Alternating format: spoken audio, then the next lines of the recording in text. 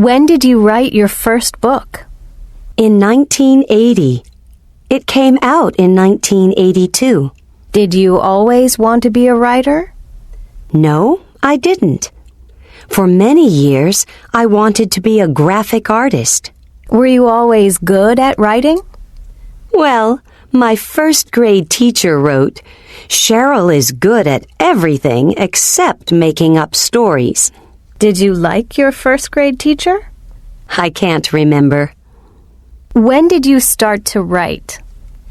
After I graduated from college, I became a journalist. How long did you work as a journalist? I worked for newspapers for 14 years. Why did you start writing romance novels? I read one and said, I can do this too. Who helped you the most? My agent did. She was there for me from the beginning. How did you feel when your books became popular? I felt terrific. I remember the first time I saw someone with my book. I said, "That's my book." The woman looked at me and said, "No, it's not. It's mine." I said, No, it's my book. I wrote it." What movie did you see last night, John? Shakespeare in Love. I heard that it was good. Did you like it? Yes, it was very good. Where did the story take place? In England? Yes, in London, in the late 16th century. What was the story about exactly? It was about William Shakespeare's true love. Was it a true story? Was it based on Shakespeare's life? No, the story was made up. It's a romantic comedy. Mark Norman and Tom Stoppard wrote it. In the movie, Shakespeare fell in love. Viola, the woman he loves, gave him the idea for the play Romeo and Juliet. Who was in the movie? The movie starred Gwyneth Paltrow and Joseph Fiennes. It came out in 1998. I know the plot of Romeo and Juliet. It was very sad. What happened? There were two lovers, Romeo and Juliet. They fell in love, but they couldn't marry because of their families. Their families were enemies. So how did it end? Are you sure you want to know the ending? Sure. Well, in the last scene, they died in each other's arms. A loyal friend. Many people say dogs are loving and loyal. For one dog named Hachiko, that description is especially true. He won the hearts of people all over the world because of his love for and loyalty to his master. Hachiko was an Akita. Akitas are large dogs from Japan. Hachiko was born in 1923. His owner, Ueno, was a professor at Tokyo University. Every morning, Ueno and Hachiko walked to the Shibuya train station together. Every evening, Hachiko met Ueno at the station. This routine continued for a couple of years. One evening, however, Hachiko went to the station, but Ueno didn't get off the train. That day, Ueno was at work when he suddenly had a cerebral hemorrhage and died. Hachiko didn't know what to do. He looked everywhere for Ueno. He was very sad, and he missed his master a lot. Every day for 9 years he went to the train station and waited for his master's return. After a while, people at the station noticed the dog and began to bring him food. They admired his loyalty. In 1934, they hired a well-known sculptor to build a statue of Hachiko. A year later, in 1935, Hachiko died. After Hachiko's death, Ueno's students wrote about the amazing dog. In 2004, Leslia Newman wrote and Machio Kodaya illustrated Hachiko Waits. This children's book was based on Hachiko's life. It won many awards. In 2009, Richard Gere starred in a movie based on the book.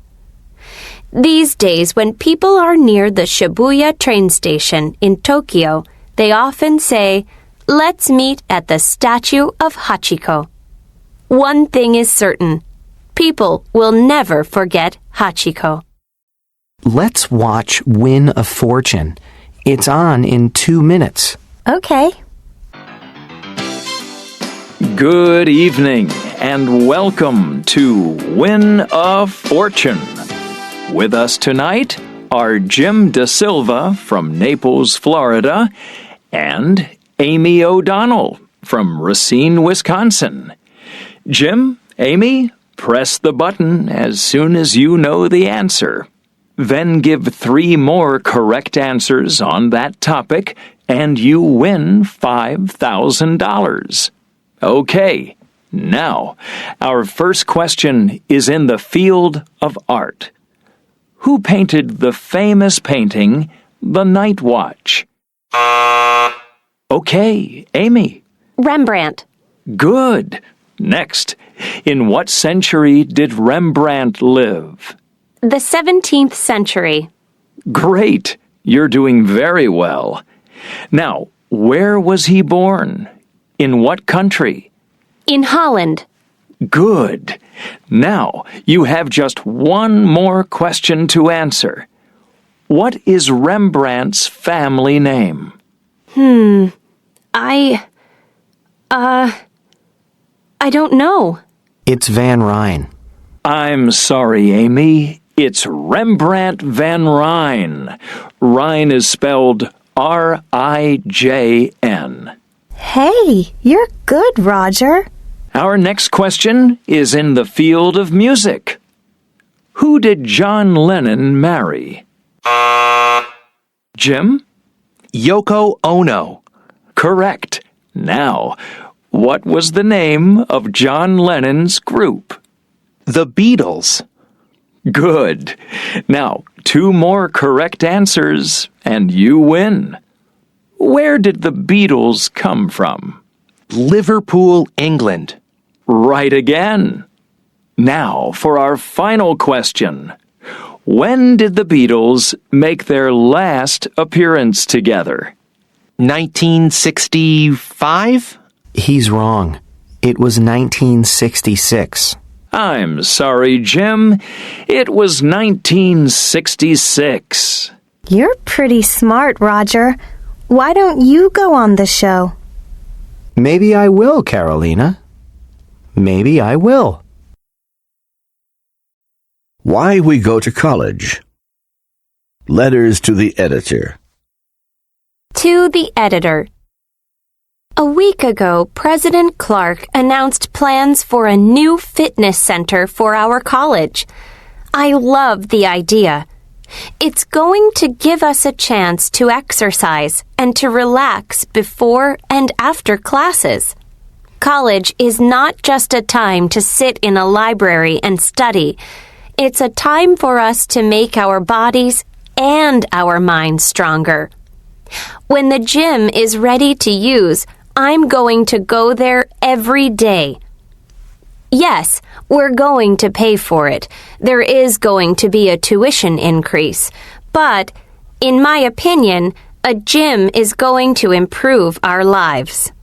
Last month, a study showed that students gained 10 pounds, 4.54 kilograms, in their first year of college. I'm pretty sure that's not going to happen once we have our new fitness center. Allison Meadows. To the editor. Last week, President Clark talked about plans for a new fitness center for our college. The center sounds great. It's going to have a beautiful gym, an indoor running track, an Olympic-sized pool, a basketball court, exercise machines, and weightlifting equipment. But this fitness center is going to cost a lot of money. Where is the money going to come from? You guessed it. Most of the money is going to come from us. Our tuition is going to increase. That's why I'm against the plan. With a tuition increase, we are going to need to work while we go to school. We're not going to have time to enjoy the fitness center. We're not going to have time to study. Why is President Clark doing this? He only wants a fitness center because other schools have them. He thinks more students are going to come here if we have a new fitness center. But we're here for a good education, not to go to a gym. Joe Molina. In speaking, going to is usually pronounced gonna when it comes before a verb. However, do not write gonna. We're gonna leave now. 1. We're gonna go to the meeting. 2. It's gonna be at 8 p.m. 3. Who's gonna speak? 4. Are you gonna have dinner before the meeting? 5. She's not gonna have time for dinner. Let's get the paper. I wrote a letter to the editor, and I want to see if it's in the paper. What did you write about? That new 20-story building on West Street. Are you for or against it? I'm for it. Why? Well, there aren't enough apartments in the area. Many young people are moving away because they can't find a place to live. The new building is going to have 200 apartments. Oh. And it's going to have great facilities, a fitness center, and a swimming pool. That's great.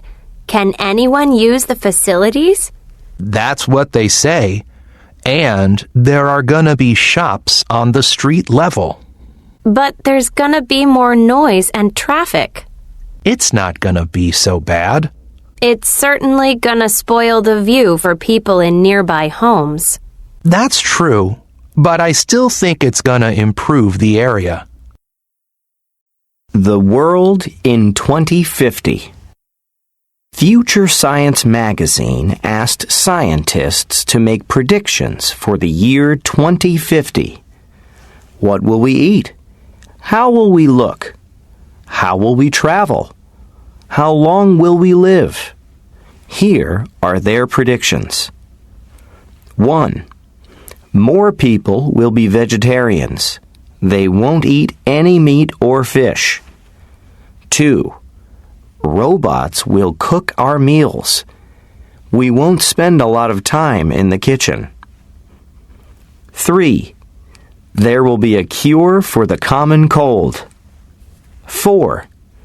People will live to be 100 years old on average, and the majority of people will be over 60. So, Laura, when will you finish your article about the future? It won't be ready until 4 p.m., but I think you'll like it. You interviewed Dr. Riker, right? Yes, I did. He says computers will help us stay healthy. Oh, yeah? How's that? In the future, we'll have computers inside our bodies. They'll check our blood sugar and blood pressure. We'll know if we have a problem right away. Will diabetes and heart disease disappear? No, but people won't die from those diseases so often, and people will probably live longer. And when will this happen? In about 5 years, I think. Wow! Did you hear the lecture last week? No. What was it about? The future. According to Professor Kramer, in the year 2100, there will be cities in the ocean. We'll take trips to the moon, and we'll learn most things from computers. By 2100? We'll all be gone. Did people like his lecture? Yes, they did. They always do. He knows how to make any subject fascinating. Good evening. Here with me now are our two lucky lottery winners, Susan Cairns and Jim Morris. So, Susan, now that you're so rich, what are you gonna do? Well, I'll probably leave my job. I'm a waitress. My customers are nice, but after 15 years, I'm ready to see new places. Will you travel? I think so. I'll probably go to the moon. But I'll buy a house here on Earth with room for my friends and relatives. Sounds wonderful. How about you, Jim? Will you leave your job? No, I won't. I love being a school bus driver. What will you do with all your money? I think I'll give it away. What was that? You'll give it away? That's right. I want it to go to people who really need the money. I'll ask people to write to me and explain why they need the money. And I'll choose the people who need it most. Wow, that's very unusual and generous. What about your wife and family? Do you have any idea what they'll say? I'm sure my wife will want me to keep the money, and my family will be angry. But they'll get over it. So, ladies and gentlemen watching at home, get out your pens and start writing those letters. A letter to Jim may get you a lot of money. The weather forecast. Shh! The weather report is coming on. It's Sunday, May 15th. The time is 9 a.m. And now, here's the weather forecast with Luis Molina. Good morning, everyone. If you plan to be outdoors today or Monday, wear a warm jacket and bring an umbrella. The weather will continue to be unseasonable.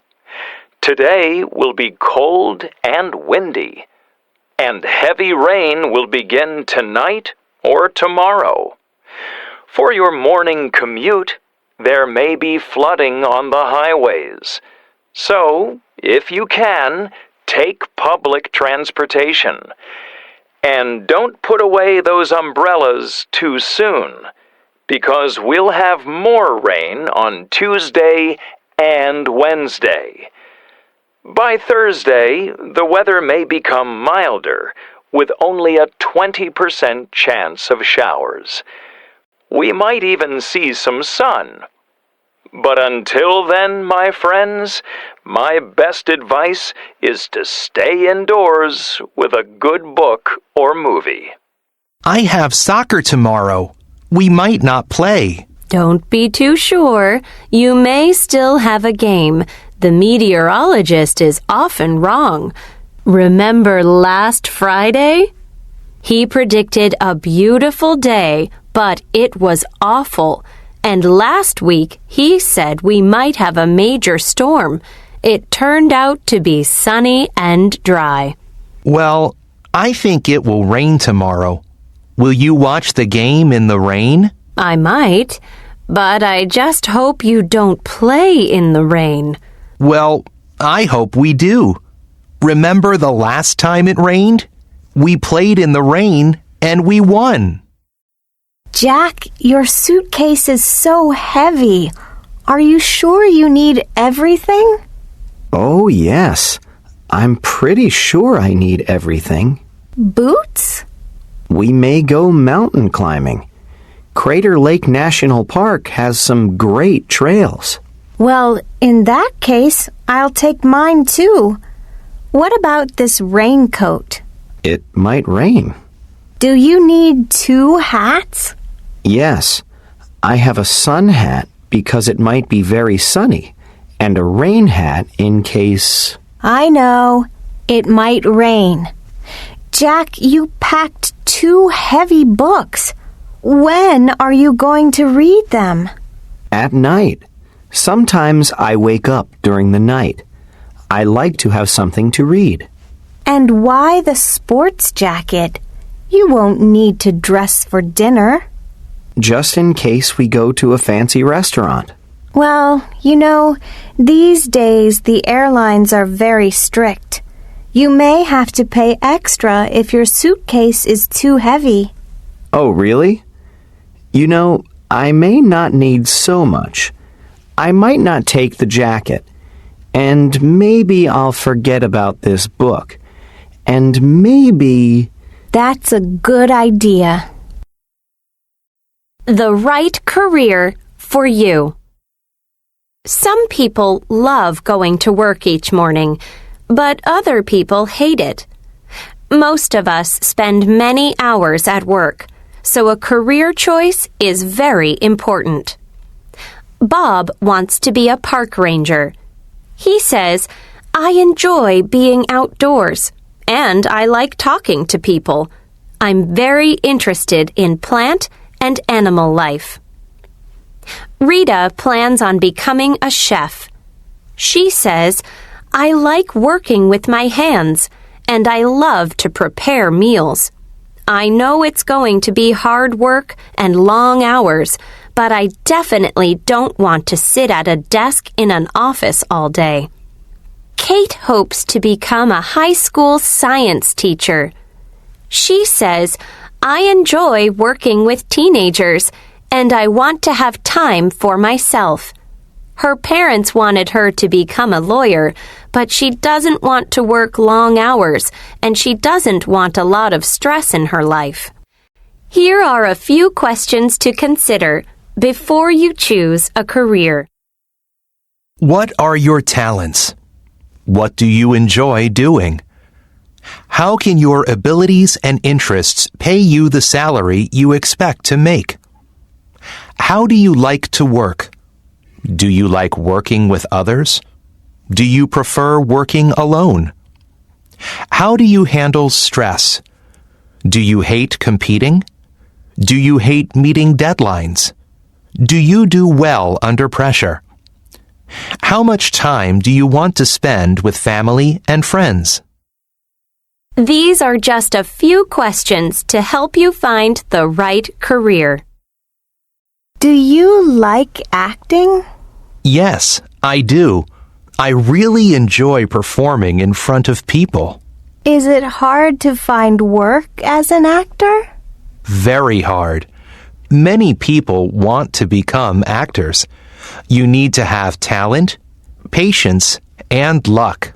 Do you ever think about changing careers?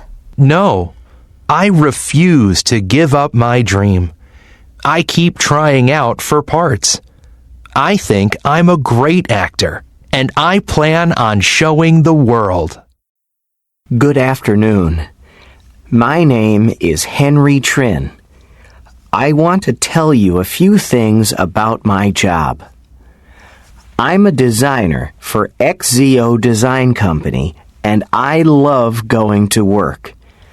At the moment, I'm designing a logo for an athletic shoe company.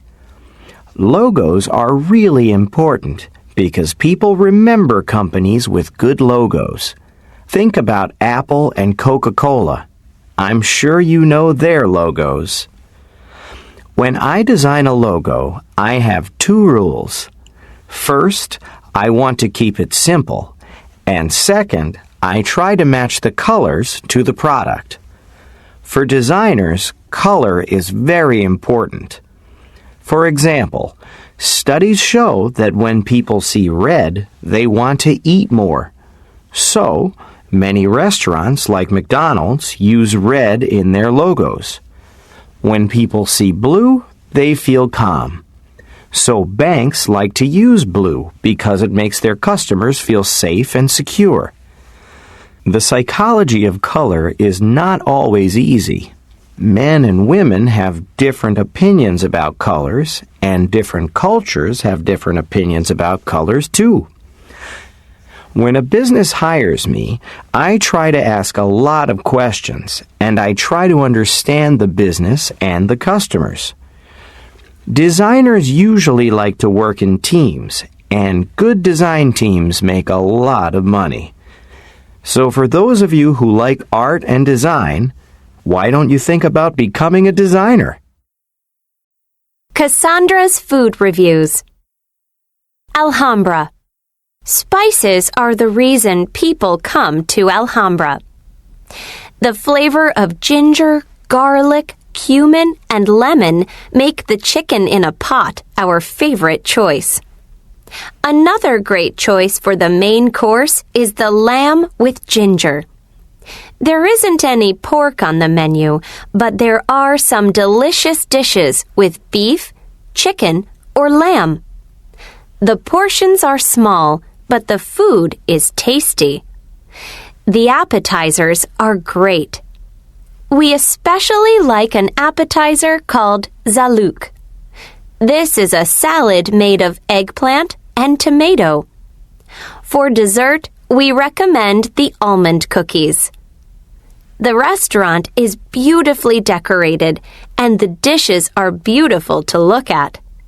Alhambra is small, so be sure to make a reservation in advance. Note: Alhambra doesn't have a parking lot, and there isn't any parking nearby, so you need to take public transportation. Also, you may need to wait, even with a reservation, but the atmosphere, food, and service are outstanding. Blue Star Diner. Blue Star Diner serves fresh food and huge portions in a comfortable atmosphere. It's not fancy, but the service is fast and the staff is polite. And there are some delicious entrees to choose from. All the fish dishes are good. Entrees come with soup, salad, and dessert. Some desserts are not so good, but the soups are usually tasty, and the salads are fresh. You won't be hungry when you leave the restaurant. Blue Star Diner never takes reservations, so there is sometimes a long wait. But if you're looking for large portions at reasonable prices, Blue Star is a great choice. Note: the restaurant is open 24 hours a day, and there's a big parking lot in the back. The indefinite articles a and an are usually unstressed. They sound like a and an. I found a new restaurant. It has an interesting menu. Where's the party? At Rectangle's restaurant. Are the Garcias coming? Yes, they are. He's a chef, right? Yes, he is. His wife was an accountant in Spain, but now she's a chef too. I hope they like the food at Rectangles. I'm sure they'll like the atmosphere and the service. I hope they like the food too. Where do they work? She works at a Spanish restaurant, and he works at an Italian one. Where are their restaurants? The Spanish restaurant is in downtown Manhattan. The Italian restaurant is in Queens. Could you bring some more bread, please? Certainly. Here you go. Anything else? Some water, please, with ice. Would you like some water too, ma'am? No, thanks. I don't want any water, but I'd like a glass of ginger ale. Sure. Also, could we have some more butter? Of course. Do you have any fish dishes? I don't eat meat, and I don't see any fish on the menu. I'm sorry, we don't have fish, but we have some delicious vegetarian dishes. 1. I discovered a new restaurant on 2nd Street. 2. It has a beautiful garden in the back. 3. We sat at a table under an umbrella. 4. I ate a delicious appetizer. 5. It was an avocado salad. 6. For the main course, I had an eggplant dish. 7. Lily had a hamburger. 8. I had an apple pie for dessert. 9. Lily had an orange sorbet. Hi, you're early. The party isn't until 8. I know. I'm here to help. I have my car. Can I get you anything? Thanks. Yes.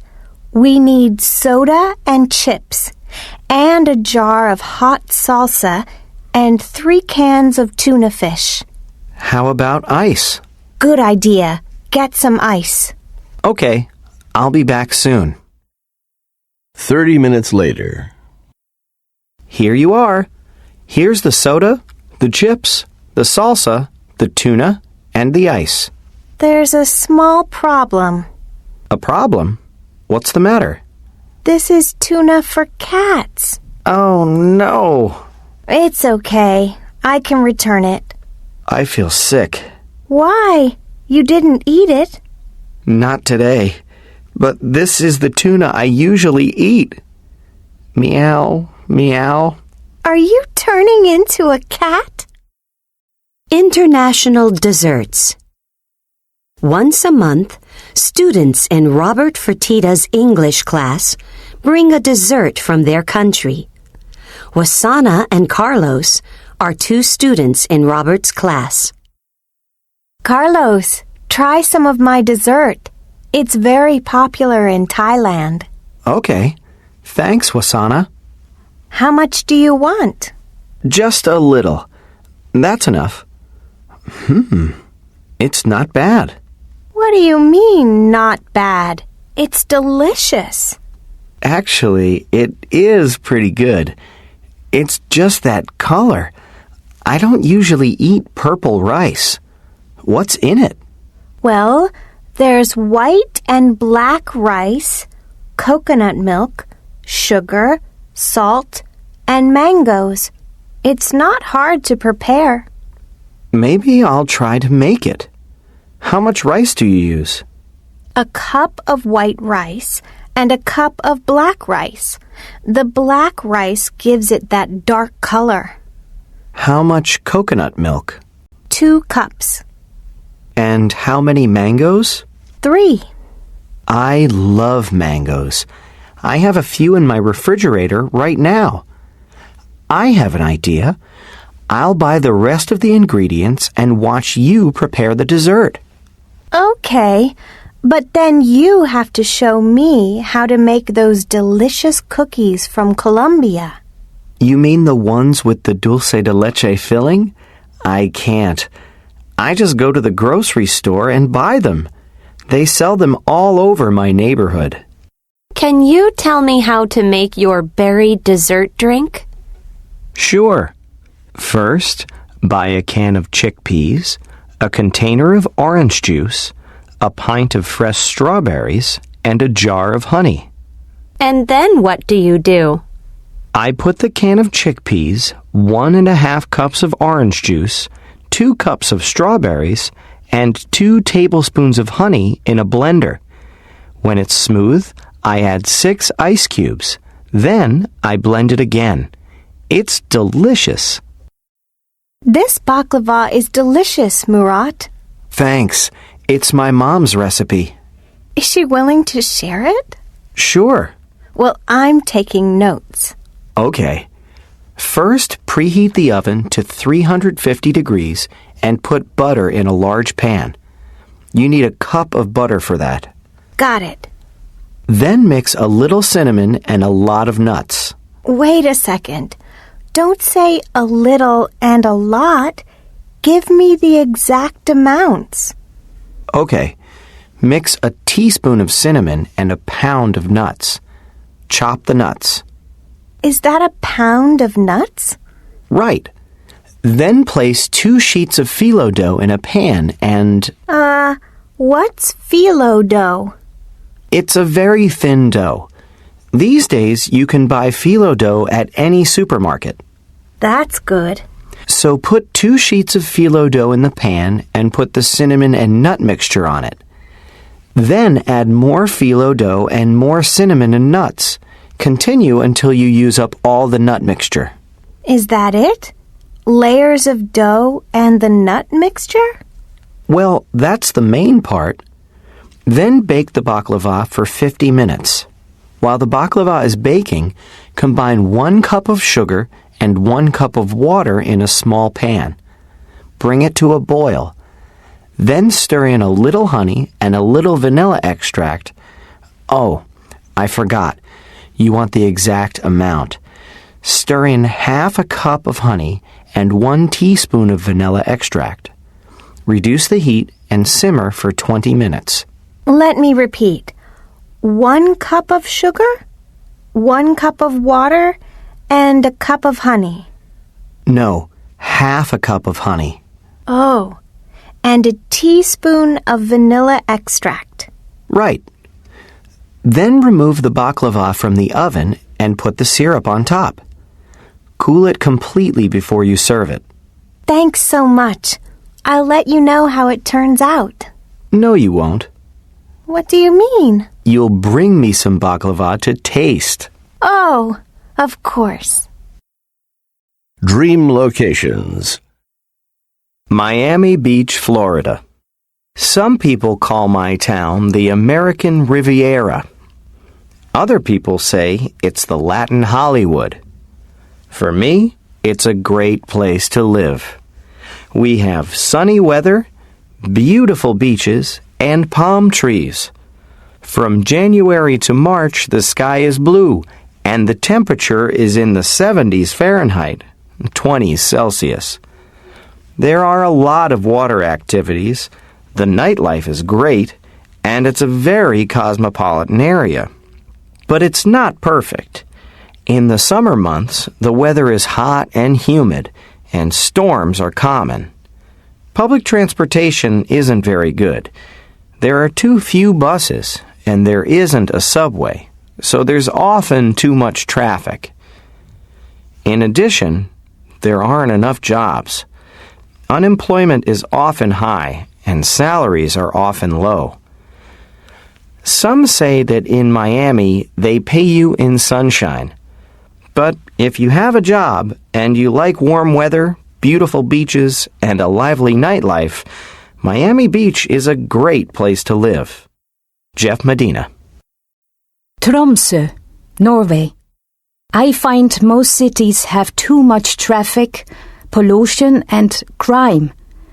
They also have too many people, and not enough trees and animals. That's why I love my town of Tromsø in the country of Norway. Here the air is clean, and you can hike and fish and see the stars at night. There isn't much crime, and there isn't too much traffic. But winters are long, and some people complain because there's too little sunlight. But I'm happy to live here, far away from the noise and confusion of big city life. Astrid Enberg. Well, what did you think of the 3 apartments? Honestly, the first, the one on Maple Street, was kind of small. It didn't have enough space.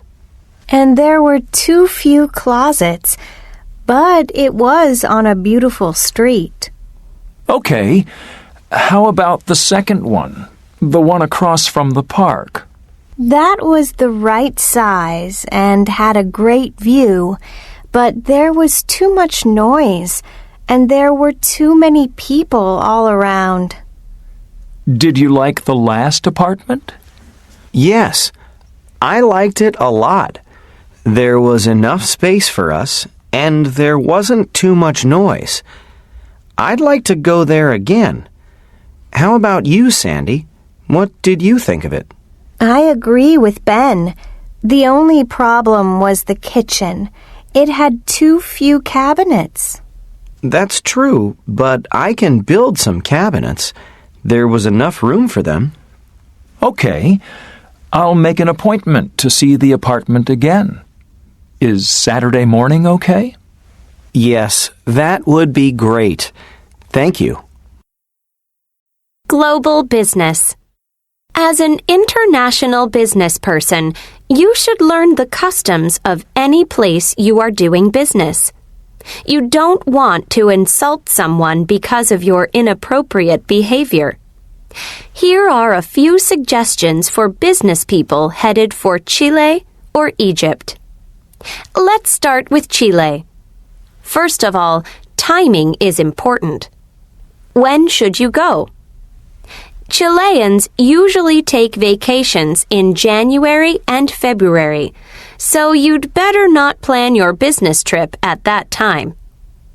Next, how should you greet people at business meetings in Chile? You ought to shake hands with everyone. At business receptions, men greet other men with hugs, and women hug and touch cheeks while kissing the air. It shouldn't surprise you to get a hug or kiss from a Chilean. Finally, when you eat, you should keep your hands on the table. If you're invited to someone's home, you should finish the food on your plate. It shows your appreciation for the meal. Now let's turn to Egypt. In Egypt, you should not expect to do business on Fridays. It is the Muslim day of rest. Also, throughout the Arab world, people use both the Islamic calendar and the Western calendar. To avoid confusion, you should put 2 dates on paperwork, the Islamic date and the Western date. If you're invited for a meal, you should eat with your right hand and leave a little food on your plate. It's a sign that you are full. Also, you'd better not add salt to your food, or you might insult the cook. These are just a few do's and don'ts when doing business in Chile and Egypt. Remember, before you go to another country to do business, read about the culture and remember the saying, "When in Rome, do as the Romans do." Kaori, Sho, I have a business meeting in Japan. I just got my plane ticket. Now I've got a lot of questions. Well, I hope we can help. First of all, should I bring cash on my trip, or can I use a credit card everywhere? You can use credit cards in major stores, but if you shop at small stores, cash is better. So I say bring some cash. Sho, what do you think? I agree. Definitely bring cash. Okay, that was easy. Now, I know that people bow in Japan. I feel funny bowing, but do you think I ought to bow when I meet someone? No, it's not necessary for you to bow. You're a foreigner, and Japanese know that it's not your custom. And a lot of younger Japanese don't bow these days either. What about when I enter a home? Should I remove my shoes? Yes, you should. You will find some slippers near the door. Put them on and leave your shoes by the door. Okay. Should I learn a few phrases in Japanese? I can't learn very much. Is it worth it? I think so. You should learn some phrases because people will appreciate the effort. Well, I'm sure I'll have more questions before I leave. Thanks so much. Wait, there's one important thing you forgot. What? This is really important. Nobody goes to Japan without a translator. I can help you with that. You'd better get a ticket for me. Very funny. The first day of class. Welcome to American History 102. I'm Rich Anderson. This course covers the period from the American Civil War to the present day. There will be a midterm and a final exam.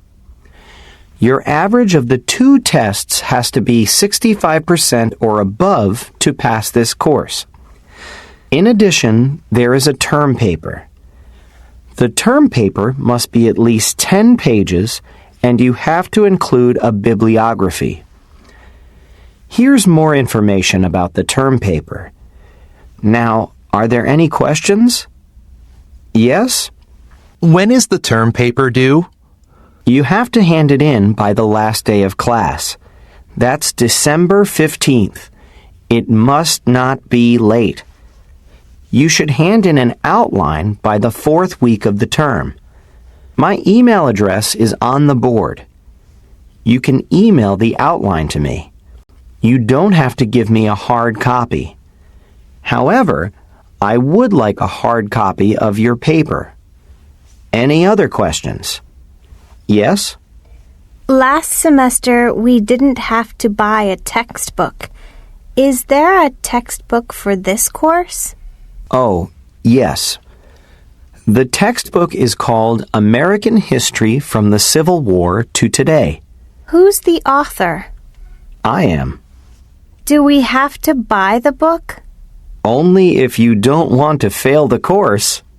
Hi, Ali. How can I help you? I'm planning on getting an MBA after college. Can you tell me what steps I need to take now? Well, let me see. You're in your second year, and you're majoring in psychology. Yes. Is that okay? Yes. You don't have to major in business or economics to get a master's in business administration, but you should take some courses in those areas. I plan to take economics next term. Very good. You also have to take the GMAT.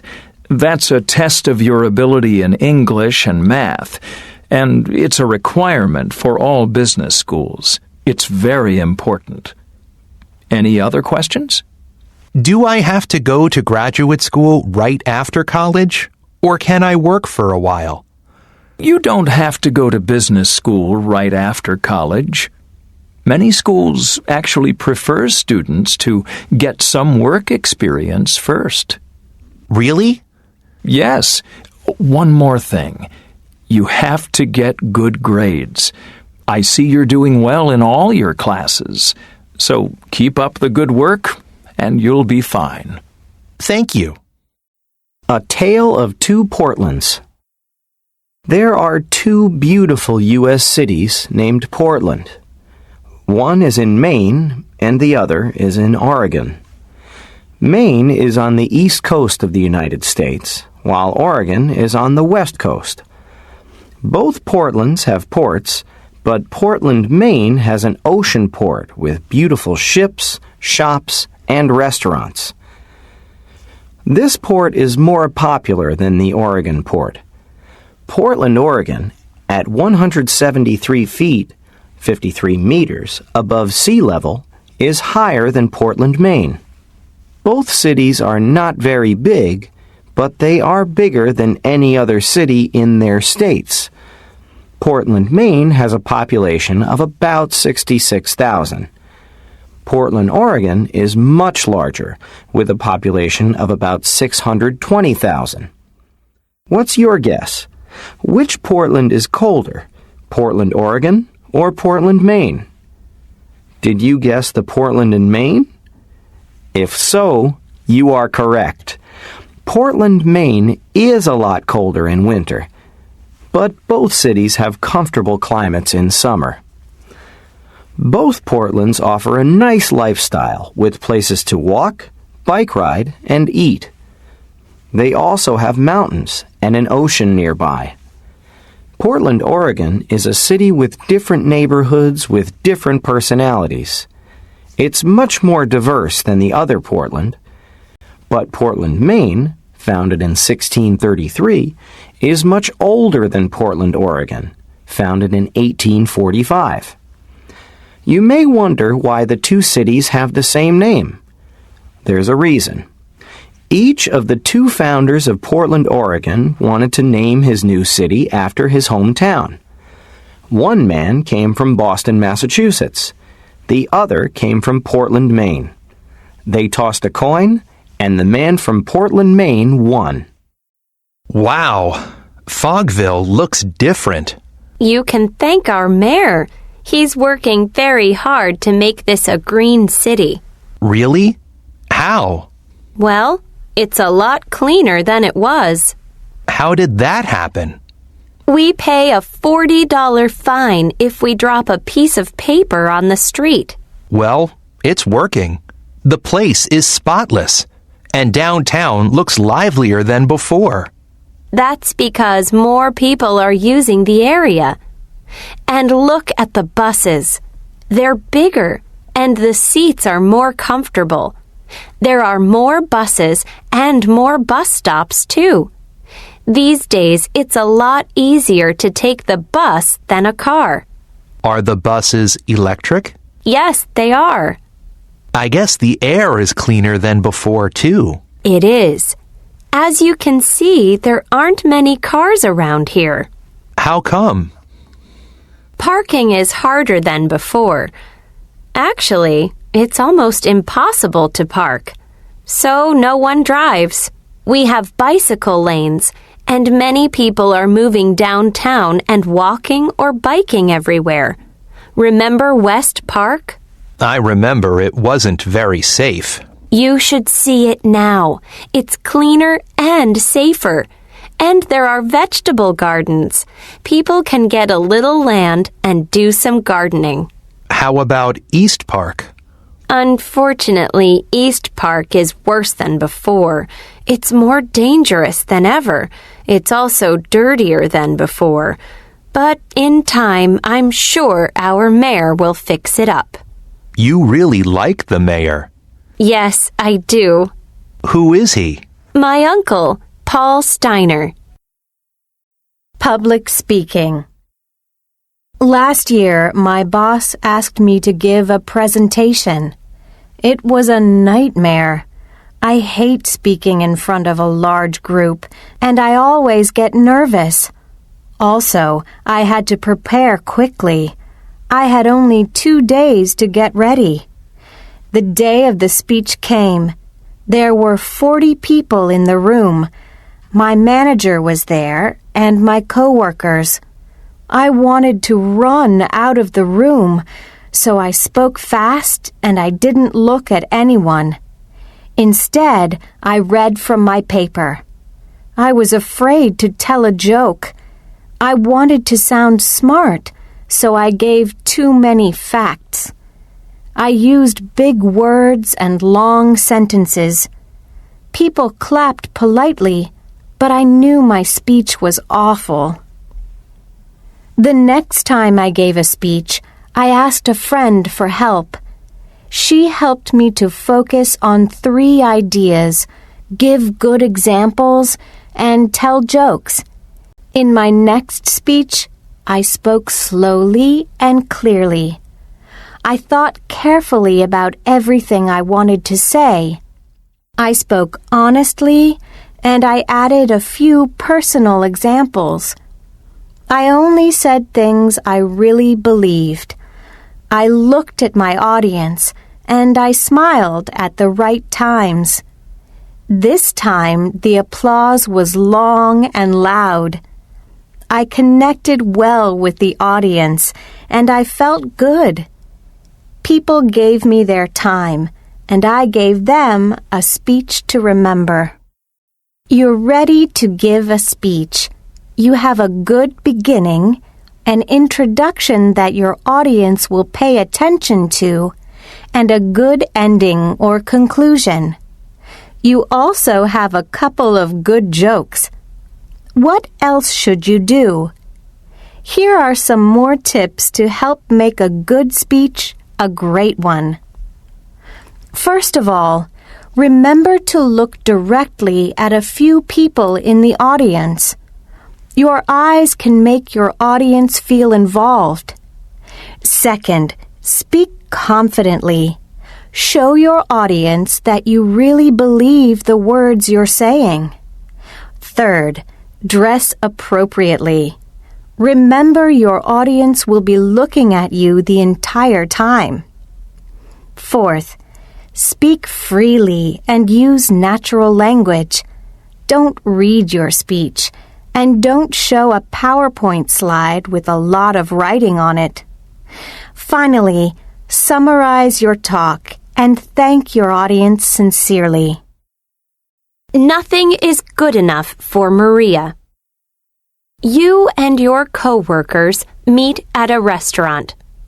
Maria, one of your coworkers, enters the restaurant and says, "Hey guys, this place is too noisy, and it's too dark, and the tables aren't big enough." You change restaurants. In the new restaurant, Maria says, "This table is very dirty." You get the menus, and Maria says, "The specials here aren't as good as the ones in the other restaurant." Then Maria says, "The seats here are very uncomfortable." What do you do about complainers? According to psychologist Guy Winch, you should try and understand their point of view. Complainers don't see themselves as complainers. They believe they see things as they really are. Maria feels she's right. In her eyes, the restaurant is much too noisy, and the table is very dirty. Dr. Winch also says, don't try and tell the complainer that things aren't as bad as they think.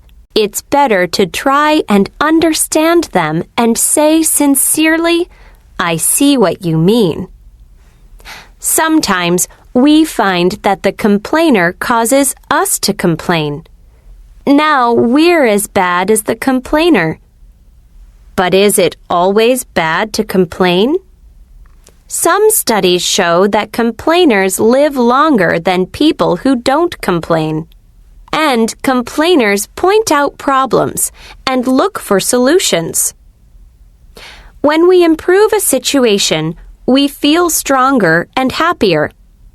So, as a complainer, you may live a very long and happy life. So, Haley, how was the party?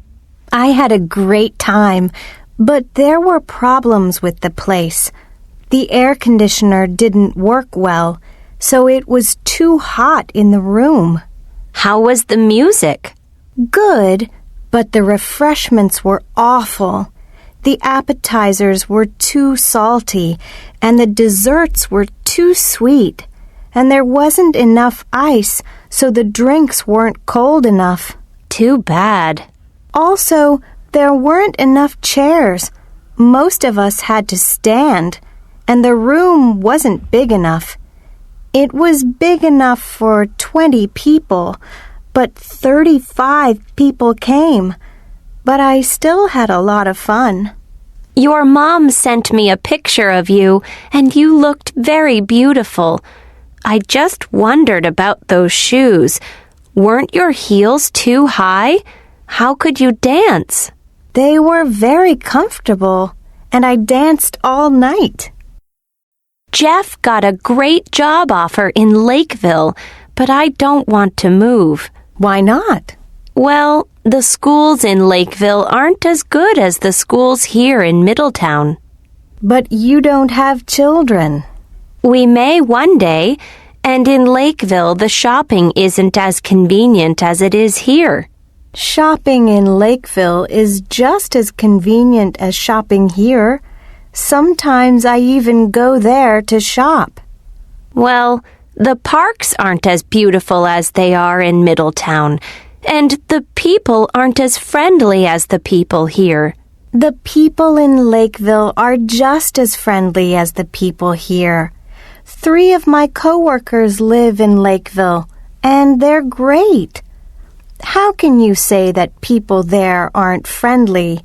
What's the real reason you don't want to move? Well, my family. Everyone is here. I feel bad because Jeff really wants to take the job, but I just don't want to move away from them. Colin feels very bad that we didn't promote him. I know. He's very smart, and he really wants to be the assistant manager, but we couldn't give him the job. I agree. He's just too critical. Yesterday, he said the new receptionist is too talkative. Everyone else loves her. And the day before that, he complained about the new chairs. The new chairs? I think they're comfortable and very beautiful. Colin always finds something to complain about, and nobody's work is good enough for him.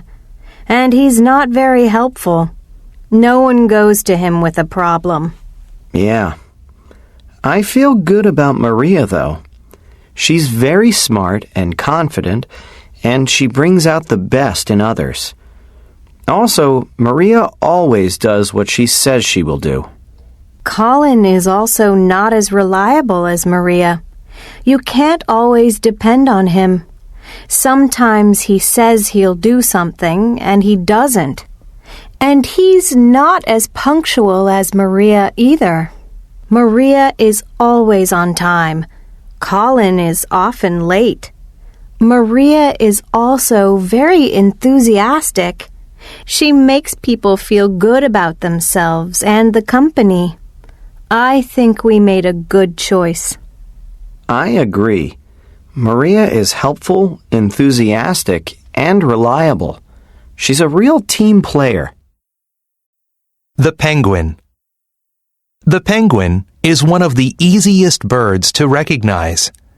Penguins have black backs and white bellies. They look fat. They stand upright, and they walk like ducks. Unlike other birds, most penguins can't fly, but they can swim very fast. In 1519, Spanish explorers under Ferdinand Magellan saw penguins when they sailed around South America. They thought this bird was one of the strangest birds in the world. To them, the penguins looked like another strange bird, the great auk of Greenland and Iceland. The great auk was a large black and white bird that did not fly. The Spanish word for great auk is pinguis, which means fat, and that's how penguins got their name. There are 17 kinds of penguins. They all live below the equator, but they don't only live in very cold climates. Some, like the little blue penguins, sometimes called fairy penguins, live in warmer climates. The little blue penguins are the smallest of all. They are a little over a foot, 30.5 centimeters, tall. They got their name because of their blue feathers. These penguins live in the warm waters off southern Australia and New Zealand. The largest penguins are the emperor penguins. They are almost 4 feet, about 1.2 meters tall, and weigh from 70 to almost 90 pounds, about 32 to 41 kilograms. They live on the ice around the Antarctic continent. This is the coldest climate on Earth.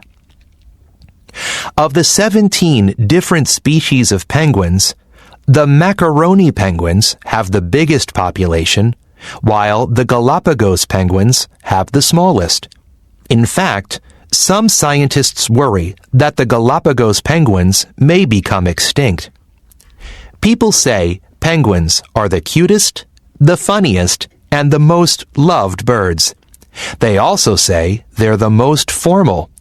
Do you know why? It's because they look as if they're wearing tuxedos. Good evening, and welcome to How Much Do You Know About Nature?, where guests answer questions and win money. Tonight, back for the third week is Olivia Lamb. You know the rules. Yes, Drew. 5 seconds to answer the question. Are you ready? I'm ready. Okay. Pick a card. Well, I see you picked the category of animals. Our first question for $1,000 is, which land animal has the longest gestation period? In other words, which baby stays inside its mother for the longest time? I think it's the Asian elephant. You're right. The Asian elephant is born after a gestation period of 19 to 22 months. Imagine that. The mother is pregnant for 22 months. For that answer, you win $1,000. Thank you. You're very welcome. Next, for $5,000. What is the fastest land animal? That's an easy one. The cheetah. You're right again.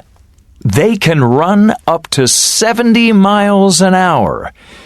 You now have $6,000. Now, for $10,000, our third question. What's the loudest land animal? The loudest land animal is the howler monkey.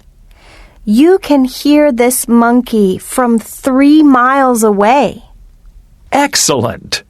You've just won $10,000 for a total of $16,000. Wow! That's great. And our last question is for $20,000.